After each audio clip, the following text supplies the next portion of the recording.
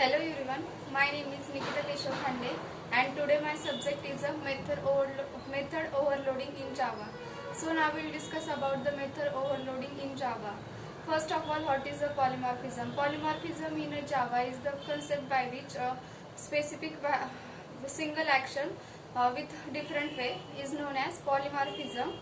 The polymorphism is the two Greek word poly and morph. Then the poly means many and morph means form. So polymorphism is known as many forms. Polymorphism is the two type of polymorphism: compile time polymorphism and runtime polymorphism. The compile time polymorphism is also known as method overloading, and runtime polymorphism is also known as method overriding in Java. So now discuss about the method overloading in Java. The method overloading is the if a class then multiple method that use in a same method name but different in parameter. It is known as method overloading. Then if we want to perform the only one action is different way is the having same name but different method with the reliability of the program. Then same method name, different parameter and different class.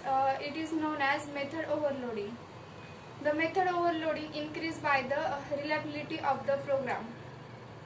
Then two different way of the method overloading in Java. First of all is by changing number of argument, and second is by changing in a data type. So why method is overloading is not possible by changing the return type method only. Answer is in Java method is possible to the value of changing return type method because ambiguity. Then can we overload Java main method? Yes, because method overloading in Java. So rules for method overloading in Java: we cannot overload in a runtime, and we cannot overload in a static method. We cannot overload in a two method. It must have the same method name.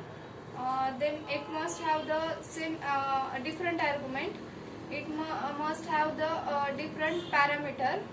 It must have the different class, and it must have the different return type. Then difference between overloading method and overriding method. The overloading method is it can have same method name. The overriding method is it can have same method name.